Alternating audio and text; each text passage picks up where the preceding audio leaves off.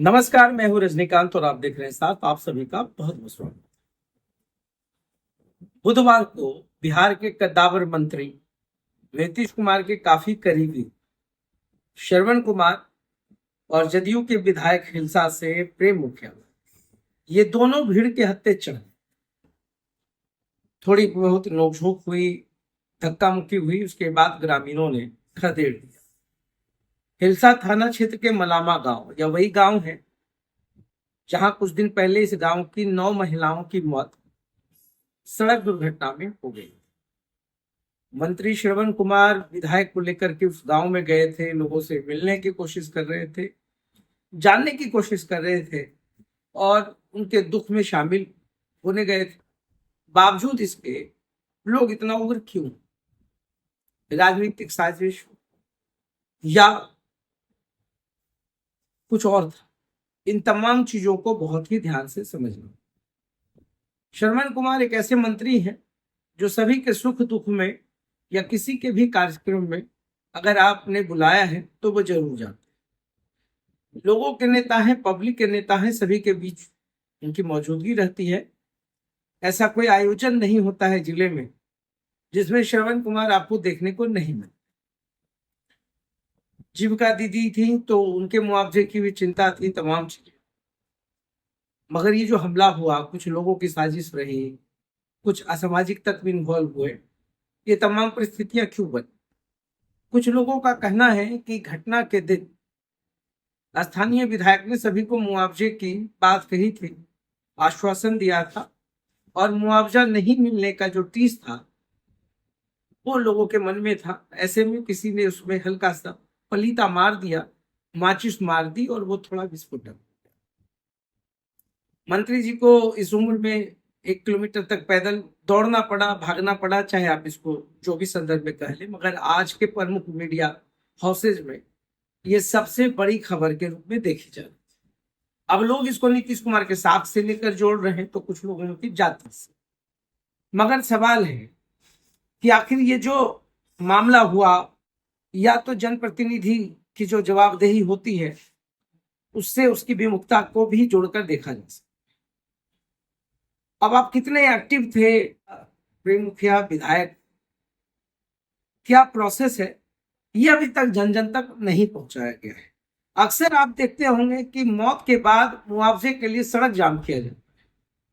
बिहार के पूरे देश भर में ये प्रावधान काफी पहले बदला है और नया अधिनियम और नए नियम के हिसाब से जीआईसी जिसको कहते हैं, और दूसरा एक ट्रिब्यूनल है जहां पर कार्रवाई सुनवाई 2 महीना 3 महीना मैक्सिमम ये प्रक्रिया है। अगर घटना घट जाती है, किसी की मृत्यु हो जाती है, तो फिर हिट एंड रन और नॉन हिट एंड रन, ये 2 केसेस होते हैं। हिट एंड रन के मामले में धक्का मारने के बाद भाग जाना, और नॉन हिट एंड रन के मामले में चालक अगर इसको वो बताए या वो गाड़ी वहीं पर रोक कर रुक जाए तो ये नॉन हिट एंड रन का मामला बनता है, जिसके लिए ट्रिब्यूनल है। उसमें भी टाइम लगता है, 2 महीना 3 महीना। किसी किसी मामले में ट्रिब्यूनल में केसेस लंबा खींचने पे अनुशंसा जो है आखिरकार डीएम और एसडीओ का ही होना है। उसमें आपको पोर्टल पे ऑनलाइन आवेदन देना होगा, पारिवारिक सूची लगानी होगी, पोस्टमार्टम रिपोर्ट लगाना होगा, एफआईआर की रिपोर्ट लगानी होगी। उसके बाद संबंधित अधिकारी जो है उसकी अनुशंसा करके उसको भेज देते हैं मुंबई इंश्योरेंस जीआईस, और वहां से फिर आपके खाते में पैसा चला। नॉन हिट एंड रन में आप ट्रिब्यूनल को जाते हैं, अपील करते हैं, वहां से कार्रवाई होती है और मुआवजे की राशि आपको दी जाती है। ये दोनों मामले में जो एक बड़ा अवेयरनेस प्रोग्राम होना चाहिए वो नहीं। हर कोई भीड़ का फायदा उठाता है और फिर जो है भीड़ तंत्र में वो तब्दील हो जाती है और उसके बाद जो मामला होता है वो सामने आता है। कुछ दिन पहले पटना में भी एक मंत्री के कार के पीछे लोग ऐसे ही दौड़े, ऐसे ही पत्थर चलाया, सब कुछ हुआ।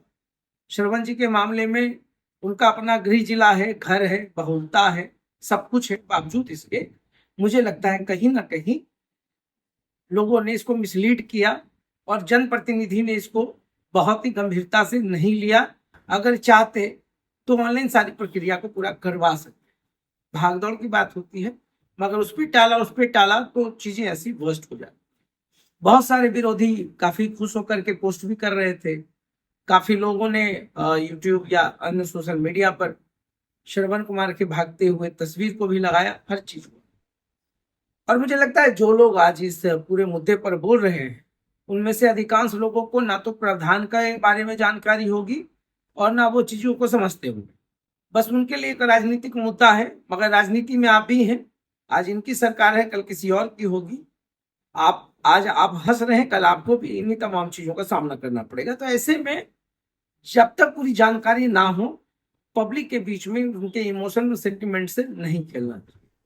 बाकी मंत्री जी के जो साथ हुआ है, उन्होंने आवेदन नहीं दिया और काफी स्पष्ट कहा है कि हम तो जो जीविका दीदियां थी उनके नाम को खोज रहे थे, चिन्हित कर रहे थे कि 4 लाख का मुआवजा जो अलग से मिलता है नीतीश कुमार के कहने पर उनको यथास्थिति में मिल जाता। और उन्होंने कहा कि ये सब होते रहता है, इससे कोई फर्क नहीं पड़ता। मगर बात है कि मंत्री के ऊपर हमला, मंत्री जी को चोट लगी या नहीं लगी, ये एक अलग मुद्दा, एक अलग विषय है। मगर सरकार के ऊपर हमला है, साख के ऊपर हमला है और तमाम चीजें। तो इन पूरे मामले में मुझे लगता है कि जितनी राजनीति हो गई या जितनी बातें हो गई हैं, इससे बेहतर हो कि हर जनप्रतिनिधि कम से कम पूरे लॉ को पढ़ लें और फिर वो पब्लिक के बीच में अपनी जो रोटी है वो सेके या जो भी करना है वो करें, वो उनका काम है। तो हर पहलू पर सही जानकारी, सटीक जानकारी ही तमाम चीजों से बचा सकती है। और जो कुछ भी हुआ है वो गलत हुआ है और जनप्रतिनिधि को सबक लेना चाहिए, समझना पड़ेगा। अब चुनाव का माहौल है तो 2025 का चुनाव बहुत नजदीक है। ऐसे में बहुत ही फूक फूक कर अब नेता लोग भी कदम उठाएंगे। तो देखते रहिए साथ। बहुत बहुत धन्यवाद।